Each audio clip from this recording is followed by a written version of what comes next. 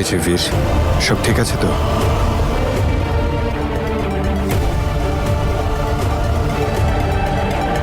তুই জেসমিনের কাছে গিয়েছিলি তো? ও ভালো আছে তো? হ্যাঁ মা, সবকিছু ঠিক আছে। তাহলে কি হলো? বাবা, আমি এখানে তোমার আর জ্যাসমিনের বিয়ের তারিখ ঠিক করতে এসেছি। তুমি তোমার সিদ্ধান্ত বদল করোনি তো?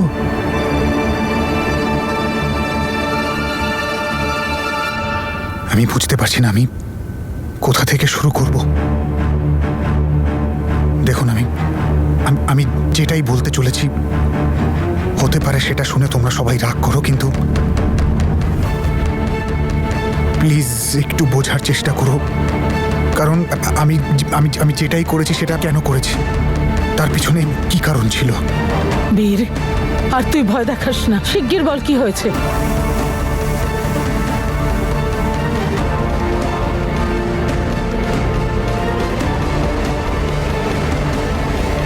এখন যেন তানিয়া সত্যিটাও কাউকে না বলে, আমার পুরো খেলাটা উল্টে যেতে পারে।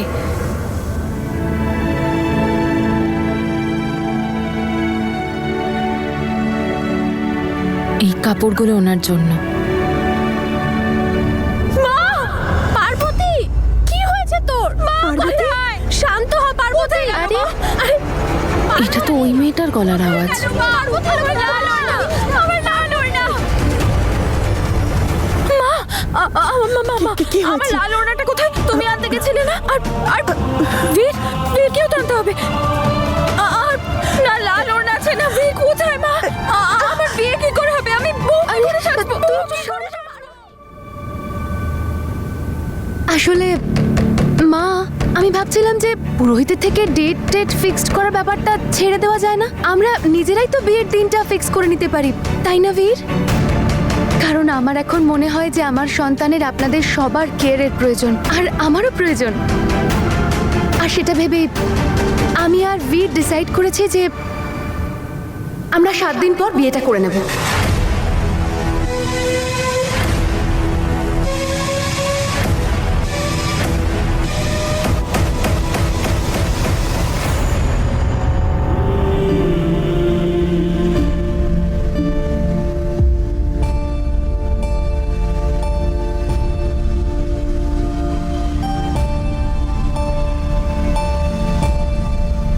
তুমি আমাকে চিনতে পারছো না, নাকি না চিনতে পারার ভান করছো তুমি? এই ফটোজ, এই ফটোজগুলো মিথ্যে? সেটাই তো আমি জানতে চাই। তনু, কি হয়েছিল? কেন তুমি সবার থেকে পালিয়ে বেড়াচ্ছ, আমার থেকে পালিয়ে বেড়াচ্ছ? তনু, তুমি আইডিয়া করতে পারছো গত 6 মাস আমি তোমাকে ছাড়া কিভাবে বেঁচে এসেছি?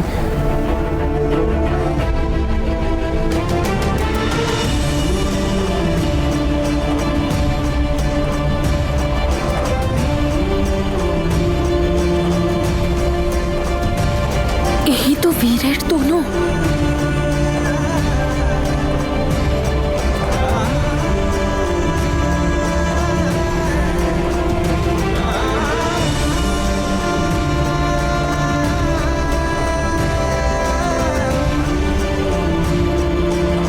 বীর আর তনুর দূরত্ব কমে যাওয়ার সময় এসেছে।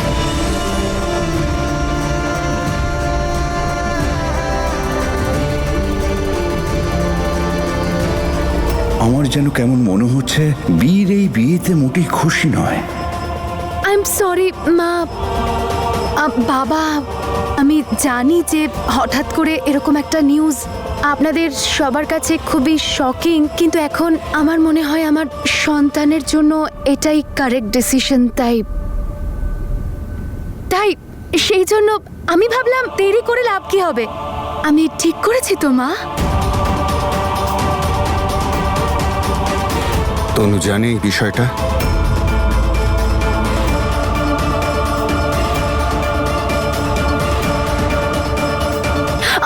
বীর, আজ ডক্টর আমাদের আল্ট্রাসাউন্ড করতে ডেকেছিলেন না? আমাদের অলরেডি লেট হয়ে গেছে, আমরা যাই। মা, ওকে চলো। বেআই মশাই, আপনার কি মনে হয় বীর আর তনুর মধ্যে কোনো সমস্যা হয়েছে? জ্যাসমিন, কি করছোটা কি? ছাড়ো। আমি বলছিলাম না সবাইকে সত্যিটা কেন বলতে দিলে না? কেউ দেখছি আমার কথা ভাবছে না, কেউ এটা বুঝতেই চাইছে না যে আমি মা হতে চলেছি, আমার একটু শান্তির প্রয়োজন। আর বীর, তুমি যদি আমাকে টেনশনই দেবে তাহলে বিয়ের জন্য হ্যাঁ করলে কেন? কি সব বাজে বাজে বকছো? আমি তো ভিতরে শুধু শুধু কি তোমার কি মনে হয় এসব খুব সহজ আমার জন্য? বীর, তানিয়াকে এখানে নিয়ে আসার সিদ্ধান্তটা আমরা দুজনে একসাথে নিয়েছিলাম। এখন সবাইকে সত্যি বলে দেওয়ার সিদ্ধান্ত তুমি একা নিতে পারো না। আর এসব একেবারেই সহজ নয় আমার কাছে। তনু আমার দিদি ছিল, ওর প্রতি আমারও কিছু ইমোশনস আছে। এর থেকে বেশি আর কি বলতে পারি তোমাকে? আর বীর, আমিও তো কত দুঃখ সহ্য করেছি। প্রথমে অমৃতের আমার জীবন থেকে চলে যাওয়ার দুঃখ, তারপর তনুর সত্যিটা সবার কাছে লুকিয়ে রাখার দুঃখ, আর তারপর অমৃতের সন্তানকে জন্ম দিয়ে একা বড় করার দায়িত্ব। তুমি ভাবতেও পারবে না বীর, আমি নিজেকে কি করে সামলে রেখেছি। আগে তুমি আমাকে এগুলো থেকে বেরোতে তো দাও। যখন তুমি আমার পাশে থাকবে বলেছো, তখন আমাকে একটু সামলাতে দাও ওকে, সবকিছু। ঠিক আছে, শান্ত হও একটু।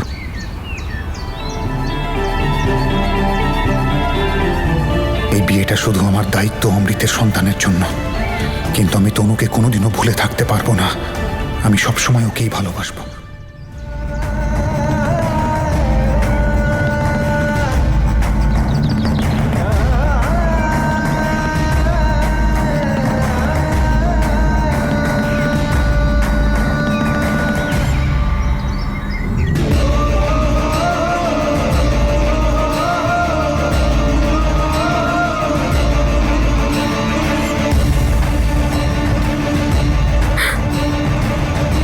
তনু, ও তো সত্যি তনু। আমাদের তনু আর নেই, ও আমাদের তনু নয়। সেই জন্য তুমি আমার সাথে যাবে তনু হয়ে। অমৃতের মৃত্যু সংবাদটা তো হয়তো উনি সহ্য করতে পারবেন না, কিন্তু যখন উনি তোমাকে সামনে থেকে দেখবেন তখন এতটুকু সন্তুষ্ট পাবেন। তনু তো মারা গেছিল, তাহলে ও কি করে? ও তনু না অন্য কেউ। ওর গল্পটা কি করে জানতে পারবো আমি?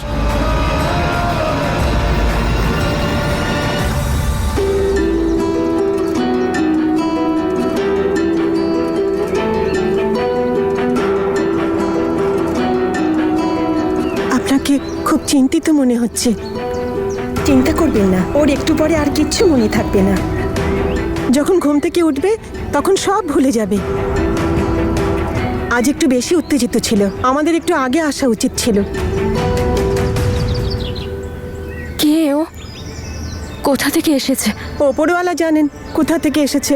7-8 মাস আগে আমি ওকে দেখেছি নদীর ধারে অজ্ঞান অবস্থায়। মনে হয় ওর সাথে সাংঘাতিক কিছু ঘটেছিল। এখানে কেউ থাকলে প্লিজ আমাকে বাঁচাও। আমার চারিদিকে আগুন, আমি বেরোনোর কোনো রাস্তাই খুঁজে পাচ্ছি না। কেউ এখানে থাকলে প্লিজ আমাকে বাঁচাও।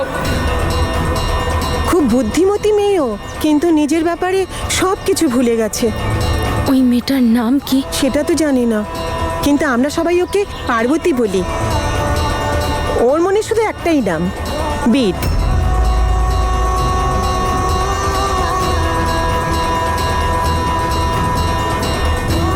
সারাদিন ওই একটি নামেই মালা জপতে থাকে।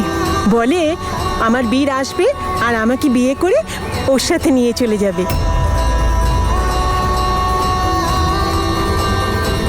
ওই তনু, 7 মাস আগে তনুই আগুনে পড়েছিল। আর বীরের কথা মনে করে ওর আজ এই অবস্থা। ওর বীরকে ছাড়া আর কিছু মনেই নেই। সত্যি, একেই বলে সত্যি ভালোবাসা। বীর, বীর, বীর, বীর, বীর, মা, বীর এসেছে। পার্বতী, পার্বতী আমার কথা শোন। পার্বতী, পার্বতী আমার কথা শোন। বীর এসেছে। কোথায় বীর? আমি তোকে ফোনে কথা বলিয়ে দেব। আমি তোকে ফোনে কথা বলিয়ে দেব। কথা বলাবে? হ্যাঁ, কখন? এক্ষুনি। বলাও, আমার এক্ষুনি বীরকে জানানো উচিত, এক্ষুনি।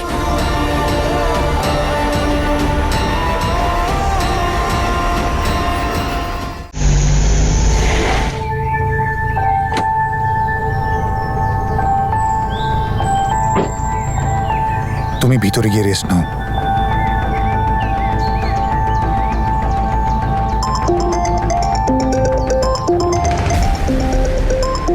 তানি আমাকে কেন ফোন করছে? ফোনটা তোলো বীর, তনু আমার সামনে। তনু এখানেই।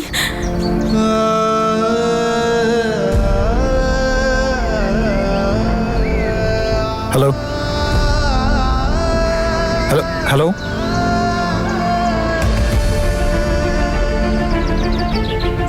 তনুর সন্দেহ ছিল জ্যাসমিন আর বীর ওর ক্ষতি করার চেষ্টা করেনি তো? হ্যালো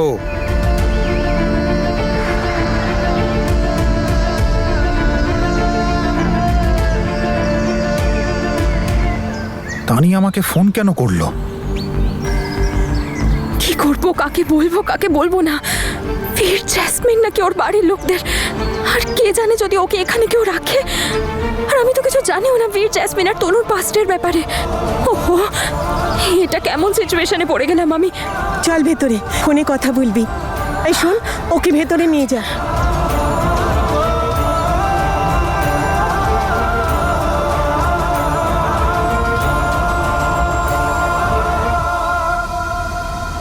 দেখেছেন আপনি, বীরের জন্য ওর কি ভালোবাসা। ওপরওয়ালা জানে ওর সাথে কি ঘটনা ঘটেছিল। কেউ ইচ্ছে করেই ওকে আগুনে জ্বালিয়ে দিয়েছিল। জ্যাসমিন জানতো যে আমি প্রেগনেন্ট, এটা হয়তো বীরকেও বলেছিল। আর যখন ওরা জানতে পারে যে আমার সন্তান এই পৃথিবীতে এলে ওদের পথে বাধা সৃষ্টি হতে পারে, তখন ওরাই হয়তো আমাকে আগুনে পুড়িয়ে মারার চেষ্টা করে। আমি ওর এরকম অবস্থা দেখতে চাই না। ওপরওয়ালা যেন ওর বীরের কাছে ওকে নিয়ে যান। আমার মন বলছে ওর বীরকে নিশ্চয়ই খুঁজে পাবে।